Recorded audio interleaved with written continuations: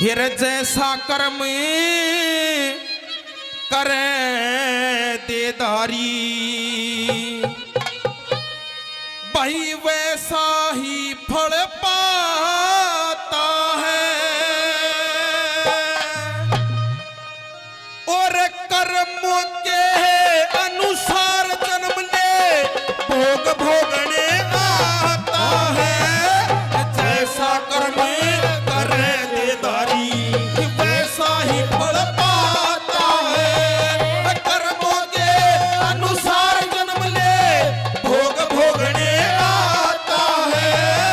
जैसा कर्म करे देदारी, वैसा ही फल पाता है।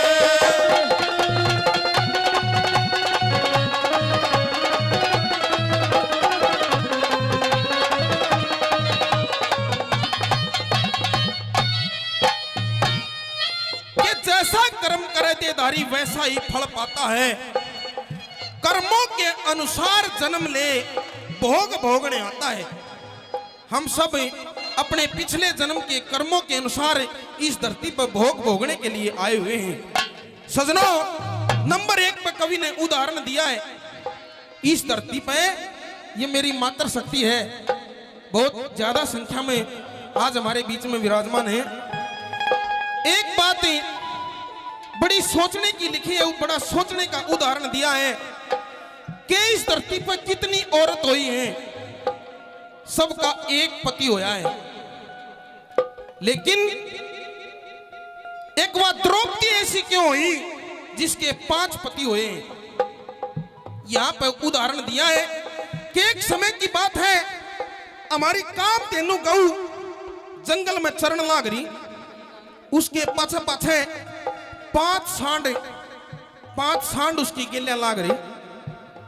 आगे ते शंकर भगवान और मां पार्वती आ जाती हैं। मां पार्वती ने जब उस कामधेनु गऊ के पीछे 5 सांड देखे, उसका मजाक उड़ाने लगी। अब हे गऊ माता, तू अकेली और तेरी गिल्लियां 5 सांड। सजना, उस गौ माता ने उस पार्वती को श्राप दिया था कि आज तू मेरी हंसी उड़ावे है, जा अगले जन्म में तू भी 5 पत्नियों की पत्नी बनेगी। वह पार्वती अगले जन्म में द्रौपदी बनी। और क्या कहानी बनी?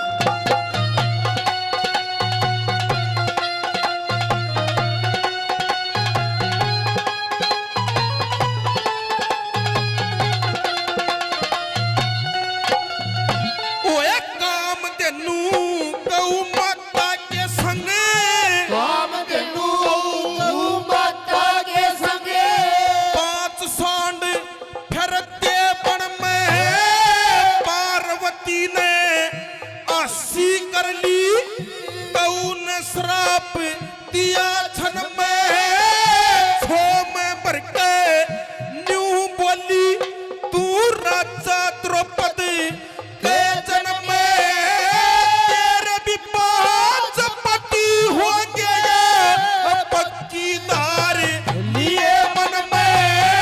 तेरे भी 5 पति होंगे, पक्की दार लिए मन में।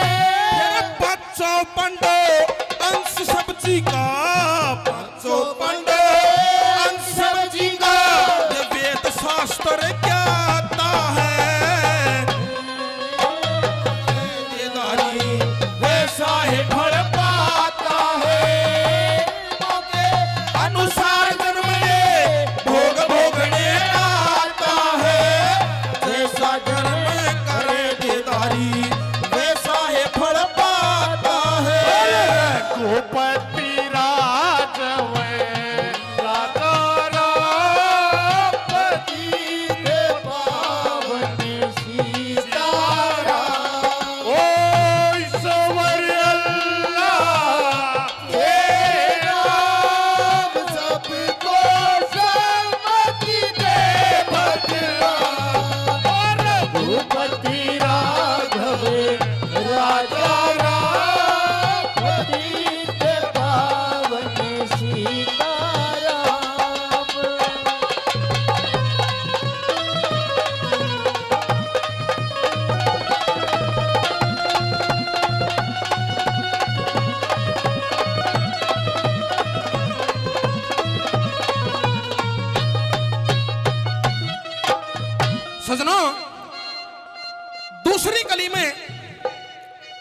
कवि ने एक उदाहरण और दिया कि ये बताते हैं कि एक समय 4 ऋषि इकट्ठे हो गए, संत सनंदन और संत कवारा, चारों ऋषि इकट्ठे होकर विष्णु भगवान से मिलने के लिए जाते हैं। ये बताते हैं कि जब विष्णु भगवान के दरबार में गए, वहां पे उसके 2 पहरेदार थे जिनका नाम था अजय और विजय। जब उन पहरेदारों ने उन ऋषियों से पूछा कि आप किस लिए आए हैं, ऋषियों ने कहा कि हम विष्णु भगवान से मिलने के लिए आए हैं, दरवाजा खोल दीजिए। तो ये बताते हैं कि दोनों जो अजय और विजय नाम के 2 सगे भाई थे जो विष्णु भगवान के पहरेदार थे, वो कहने लगे कि विष्णु भगवान आराम कर रहे हैं, आप उनसे नहीं मिल सकते। ये बताते हैं कि संतों में बड़ा क्रोध होता है, जो असली संत होते हैं, और ना तो रेल के स्टेशन पर मच्छी खनिया गणे हैं, जो दिन में मच्छी पकड़े फिर सांझ ने स्टेशन पर सोए, वे बाबा भी गणे हैं। लेकिन जो असली संत होते हैं, बड़ा क्रोध उनमें होता है, अपमान उनसे सहन नहीं होता। नुक्कड़ लगा रे तुम दोनों भाई हमने विष्णु भगवान से मिलने के लिए रोकते हो, हम तुम्हें श्राप देते हैं, तुम दोनों पेट बन जाओ। श्राप दे दिया, दोनों भाई पेट बन गए, एक उस गेट पे खड़ा और एक उस गेट पे। दोनों पेट बना के दोनों ने और चले गए। जब विष्णु भगवान आए, देखा भाई पहरेदार तो है नहीं, उन पेटा में तो आवाज आई कि हे विष्णु भगवान है, हम यहाँ हैं। अगर यहाँ यो रूप कैसे होया कि 4 ऋषि आए थे, हमने आपसे मिलने से मना कर दिया, उनने श्राप दे दिया, हम पेट बना दिए, हमारे ही श्राप न काटो। विष्णु भगवान भी चक्कर में पड़ गए। अगर यो ऋषियों का श्राप दिया हुआ है, यो न्यू नहीं कटेगा। क्यों? ना तो मैं इसने काट सकता, मैं सिर्फ विधि बता सकता हूं। हे महाराज विधि बताइए, यो श्राप कैसे कटेगा? कि या तो 7 जन्म तक उस परमात्मा की भक्ति करो, और या 3 जन्म तक उस परमात्मा से बैर करो। दोनों भाई बतलाए, अगर है 7 जन्म तो गणे हो जाएंगे, सजनों 3 जन्म का बैर रोट लिया। एक जन्म में हिरण्याकश्यप और हिरण्याकश्यपु, एक में रावण और कुंभकर्ण, एक जन्म में दंतवक्र और शिशुपाल के रूप में जन्म लिया। भगवान से लड़े और मरे, जब जाकर वो श्राप कटा। क्या कहानी बनी नंबर 2 पे?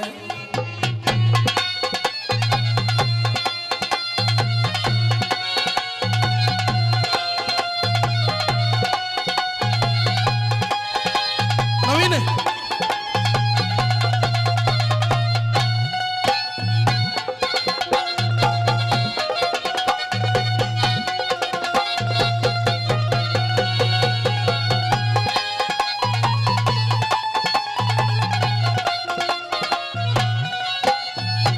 ओए संत सनंदन,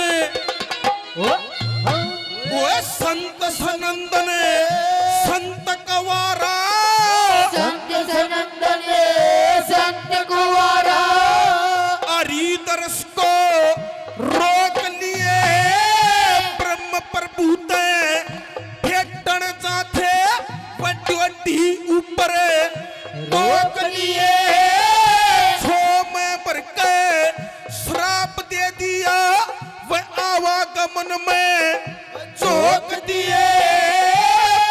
मंडल का राज दिया, फिर पेज व मृत्यु लोक दिए। मंडल का राज दिया, ओ भेद व मृत्यु लोक दिए। फिर लेके अवतार प्रभु जी, लेके अवतार प्रभु जी, पृथ्वी का भार हटाते हैं। जैसा कर्मे करे बेदारी, वैसा ही फल पाते हैं। कर्मों के अनुसार जन्म ले भोग भोगने आते हैं। जैसा कर्मे करे बेदारी, वैसा ही फल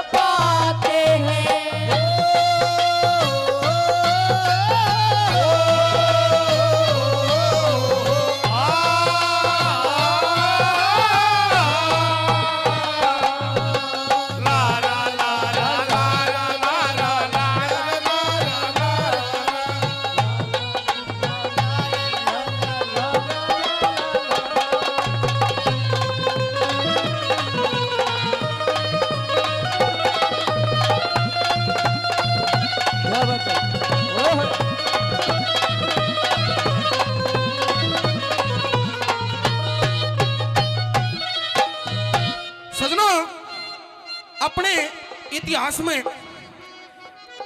एक ऐसी कथा सुनाई जाती है, जैसे जो हमारे किस्से हैं, बहुत सारे किस्से बनाए हमारे पुराने कवियों ने।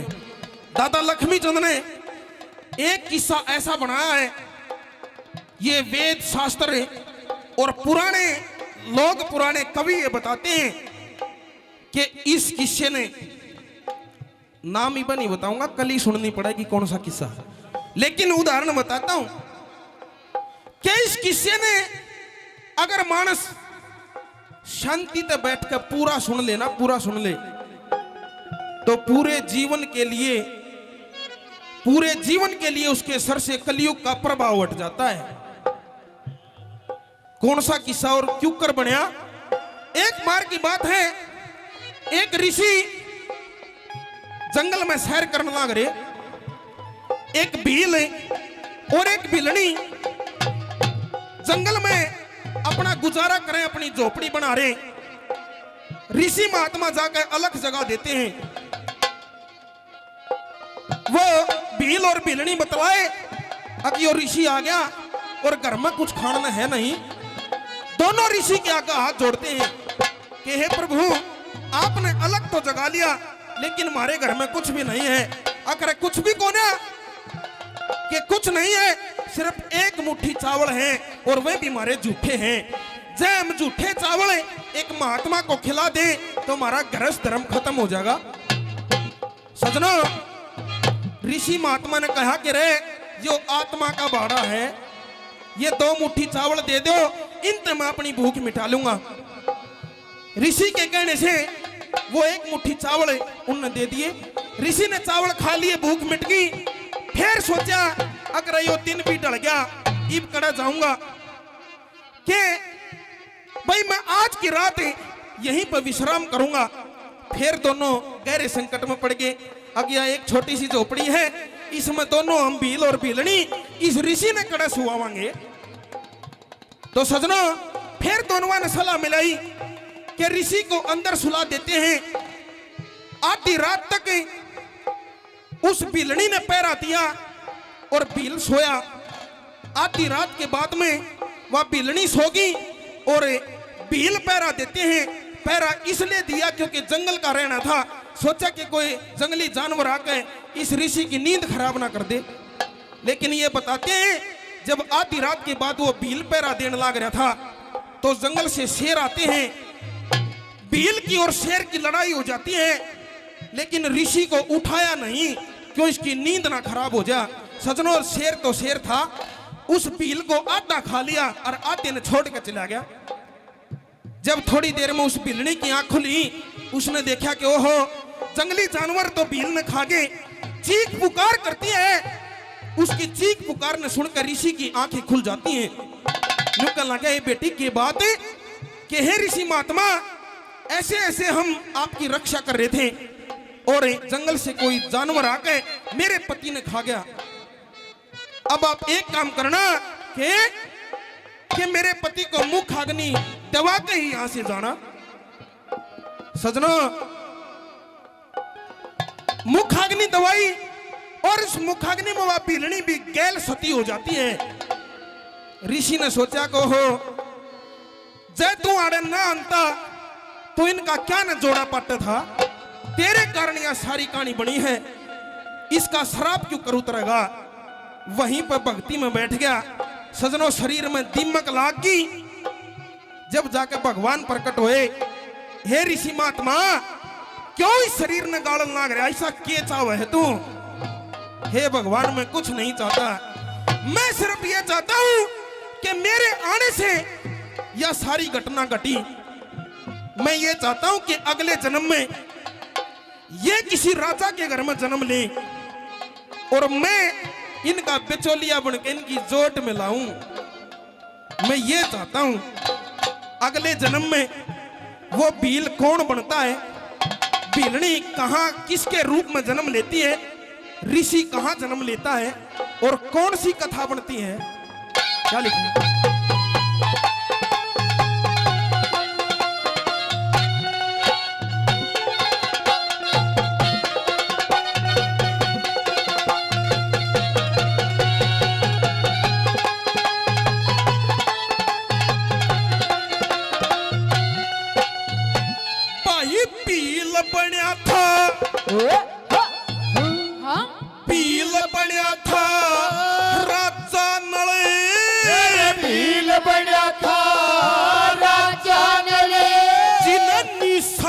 में है जन्म लिया है। भील की पत्नी बड़ी दमयंती जी ने कुंदनपुर में है जन्म लिया है। ऋषि बनया था अंसर जिसने मान सरोवर है जन्म लिया। ऋषि की भक्ति पार उतर गई जब राजगरा में है जन्म लिया। ऋषि की भक्ति पार उतर गई जब राजगरा में जन्म लिया। उन्हें चोट मिला दी वह पार उतर गए। चोट मिला दी वह पार उतर गए। यही जगत का नाता है जैसा कर्म करे देदारी वैसा है फल पाता है। कर्मों के अनुसार जन्म ले भोग भोगने आता है। जैसा कर्म करे देदारी वैसा है फल पाता है।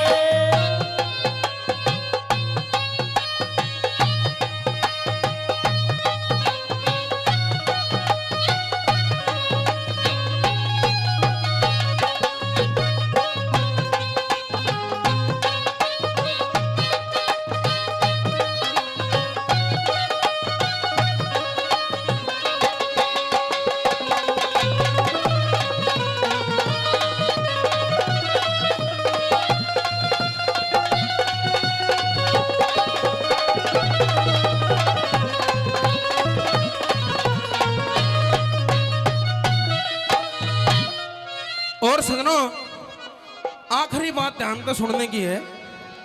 और क्यों सुनने की है? क्योंकि यह बीमारी तो सारा और ही है। कवि ने यह बताया है कि जो इंसान भाई का हक खाता है, भाई का हक, दो चार भाई हो और कई बार माँ बाप भी गलती कर देते हैं। एक आधे बालक में इतना मोह हो जाएगा कि उसके मोह में बाकी सारे दूर भगा देंगे। 100 रुपए से रागनी प्रेमी मान सम्मान करते हैं, बार बार धन्यवाद है, कि उसके मोह में बाकी सारे न दूर कर देंगे। कई भाई भी ऐसे हो जाते हैं जो दूसरे भाई का हक खाते हैं। लेकिन सजनों कवि ने यह बताया कि जो भाई का हक खाता है और जो पर तरिया पर नीत रखता है, पर तरिया पर दूसरे की बीरबानी पर जो नीयत रखता है, वो अगले जन्म में सरप बनेगा, सरप है। और कवि ने ये कहा भाई आजकल 2 साल आ गए हैं सारे सरप बनने हैं। हाँ, क्योंकि सरपा की संख्या बहुत ज्यादा है इस समाज में। सरप बनने वालों की दिमाग में बैठाने की बातें हैं। जो एक आधा कोशिश कर भी रहा हो ना तो ही पे देख लियो कि मैं और कि मैं बन के पेंडा छूट सके है। हाँ, कौन बनया था, क्या लिखा नंबर 4 पर?